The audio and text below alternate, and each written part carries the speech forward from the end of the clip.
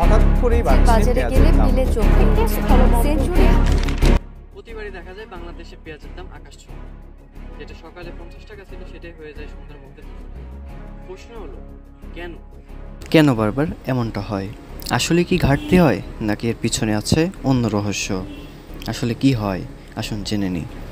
বাংলাদেশে প্রায় শোনা যায় ভারত রপ্তানি বন্ধ করে দিল, অথবা বৃষ্টি বন্যায় ফসল নষ্ট হলো, তারপরই বাজারে দাম দ্বিগুণ তিনগুণ হয়ে যায়।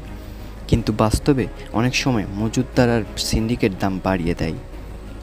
প্রতি বছর এই সংকট মূলত সেপ্টেম্বর থেকে ডিসেম্বরের মধ্যে হয়, কারণ এই সময়ে দেশীয় পেঁয়াজ ফুরিয়ে যায় আর নতুন ফসল বাজারে আসতে একটু সময় লাগে। ঠিক এই ফাঁকেই ব্যবসায়ীরা তার সুযোগ নেয়।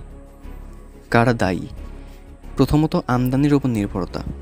আমাদের প্রায় 30-40% পেঁয়াজ আসে ভারত থেকে। ভারত হঠাৎ রপ্তানি বন্ধ করলে বাংলাদেশে সরাসরি প্রভাব পড়ে। দ্বিতীয়ত ব্যবসায়ী সিন্ডিকেট। কিছু বড় পাইকারি ব্যবসায়ী গুদামে পেঁয়াজ লুকিয়ে রাখে যাতে দাম বেড়ে যায়। তৃতীয়ত সরকারের নজরদারির দুর্বলতা। প্রশাসন অনেক সময় দেরিতে অ্যাকশন নেয়। কেন এমনটা হয়? কারণটা সহজ, লাভ। যখন পেঁয়াজ দাম হঠাৎ বেড়ে যায় তখন সিন্ডিকেট এক রাতে কোটি কোটি টাকা কামিয়ে নেয়। তাছাড়া বাংলাদেশে পর্যাপ্ত কোল্ড স্টোরেজ নেই, ফলে কৃষকের উৎপাদিত পেঁয়াজ দীর্ঘদিন রাখা যায় না। ফলে কৃষক ক্ষতিগ্রস্ত হয় আর ব্যবসায়ীরা লাভবান। সমস্যার সমাধান কিভাবে করব? দেশীয় উৎপাদন বাড়াতে হবে, কোল্ড স্টোরেজ তৈরি করতে হবে, বিকল্প দেশ থেকে আমদানির লাইন তৈরি করতে হবে, যেমন মিয়ানমার অথবা চীন।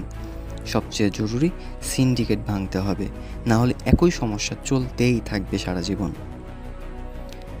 তাহলে আসল প্রশ্ন হচ্ছে, এই সংকট কি আসলে প্রাকৃতিক নাকি কৃত্রিমভাবে তৈরি করা হয়? আপনার মতে দায়ী কে? কৃষি উৎপাদন কম, ভারত, নাকি সিন্ডিকেট? কমেন্টে আপনার মতামত লিখুন।